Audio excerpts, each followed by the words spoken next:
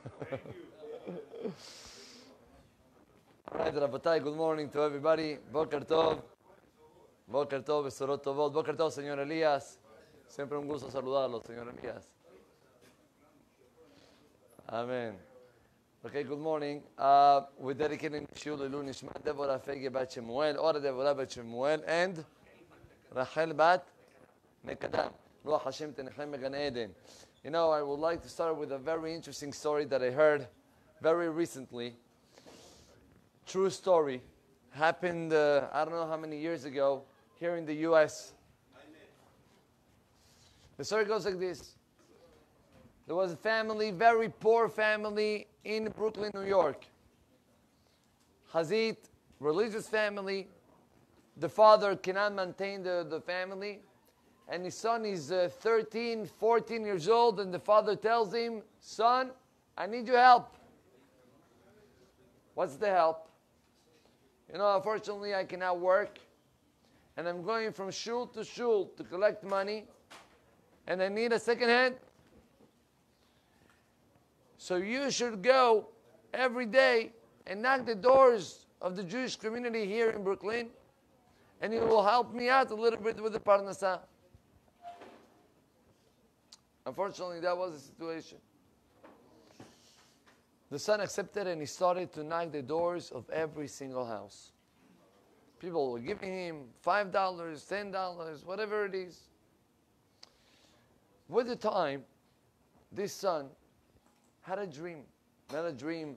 He was wishing to get to somewhere. Comes to his father and he tells him, Daddy, I have a dream that I would like to make it happen. But I understand our situation. So I'm just telling you, what do you recommend?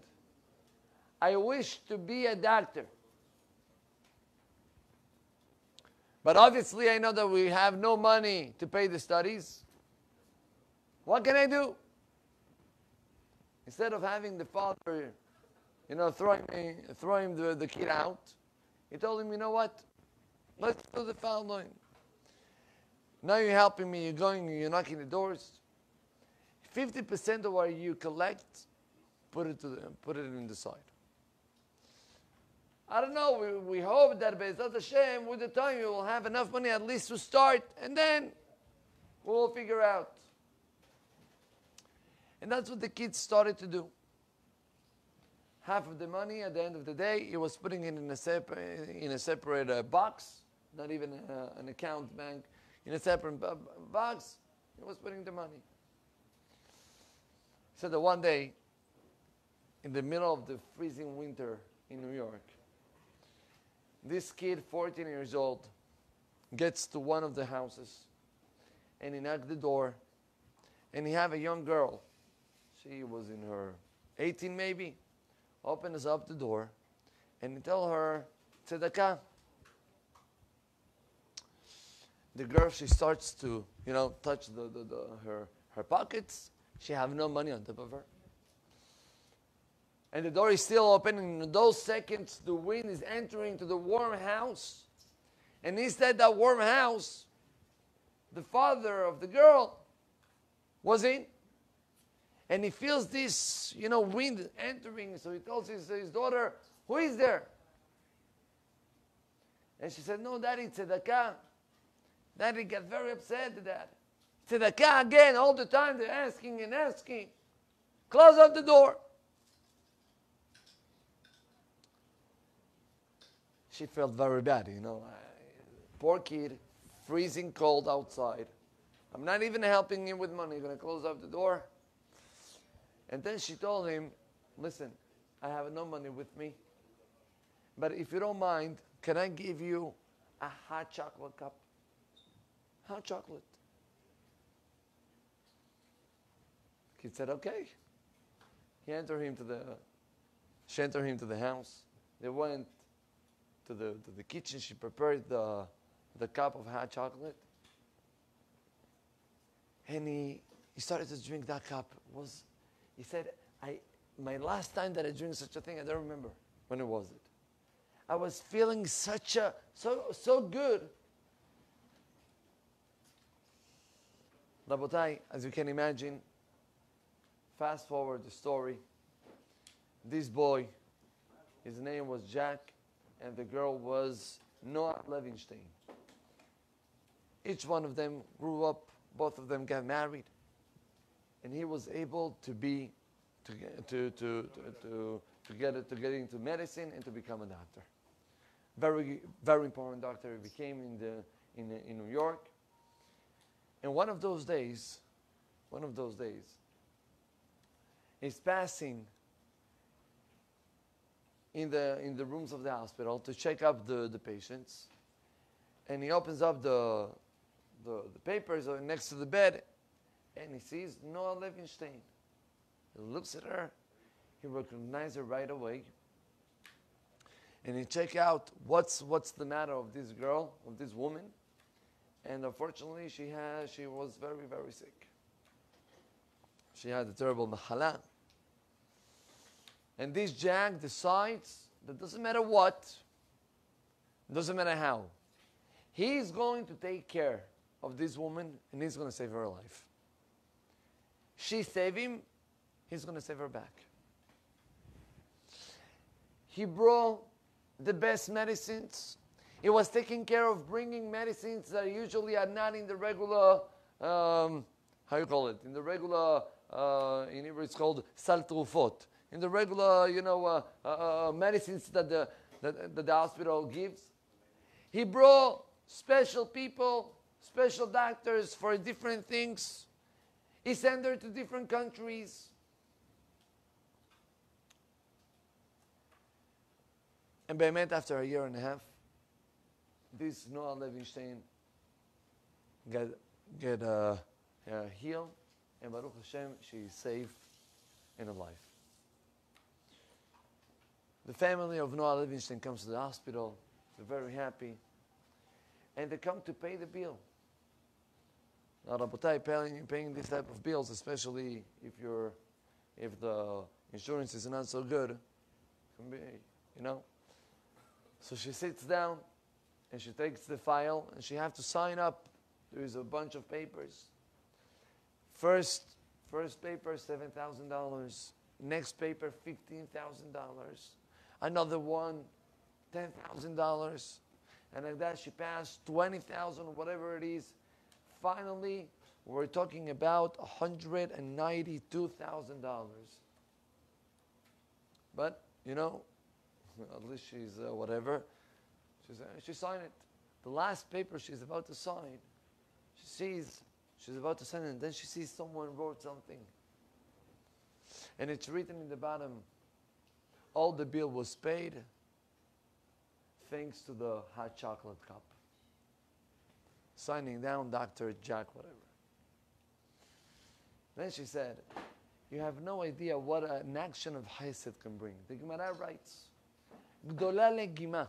Legima is the pouring of to give food, to give drink to someone else.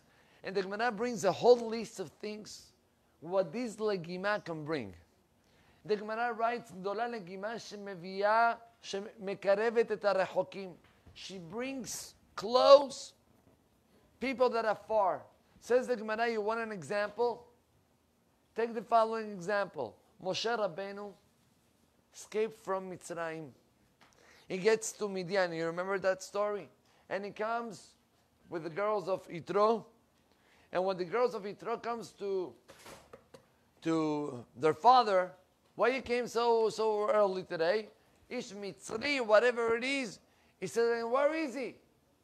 Call him up to sit down and to eat with us. Say, Chachamim, what was the merit of Yitro? Yitro, a regular goy, not regular goy. He was a pope.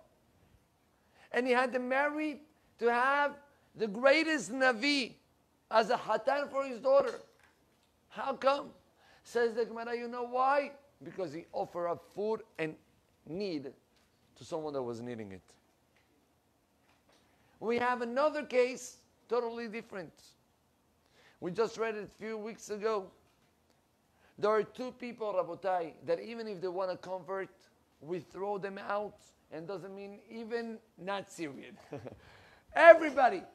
We're not allowed to accept those people as part of Am Yisrael. Who are they? Two nations, Ammon and Moab.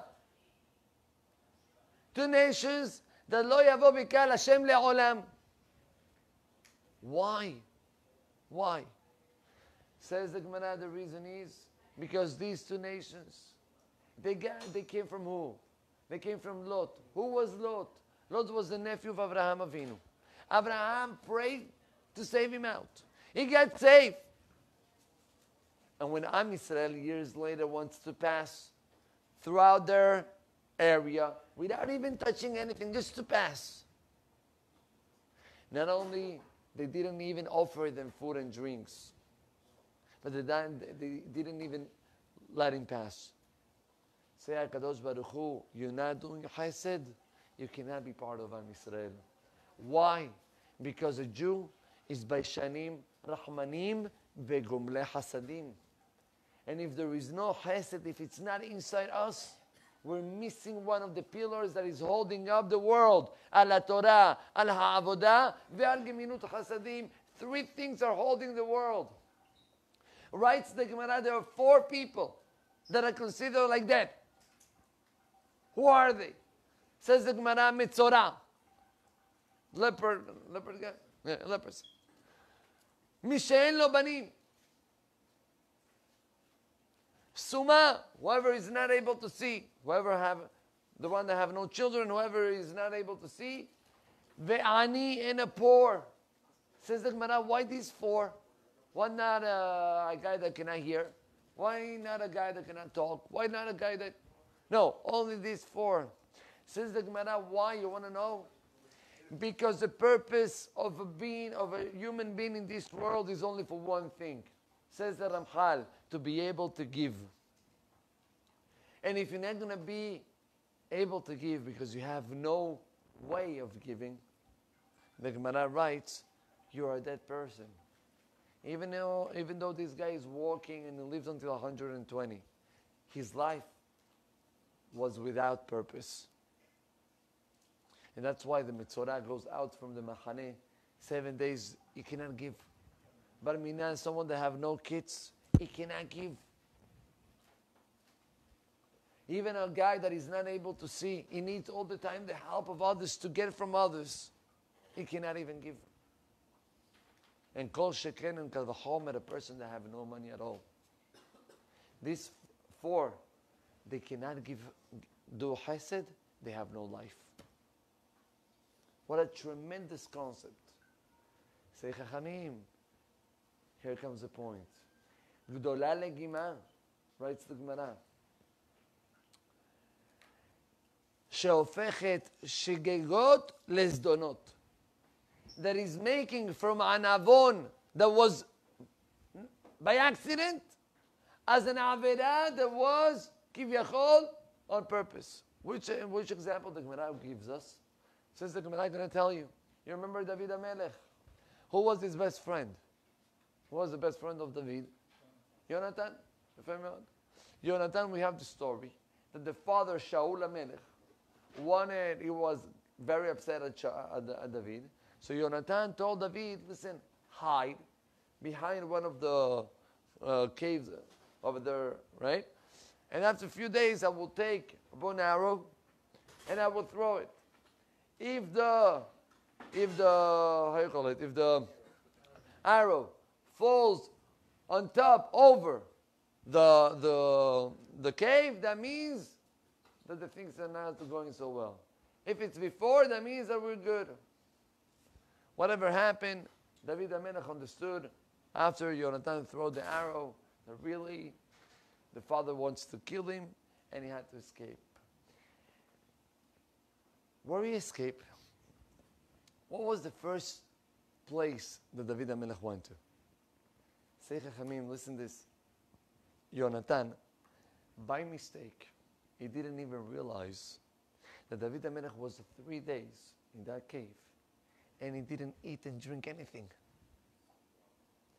And you, Yonatan, you didn't thought about that, but you put David HaMelech to starve. The first thing that David HaMelech did was to find a place where to eat. So he went to a city The name of the city was called Nov.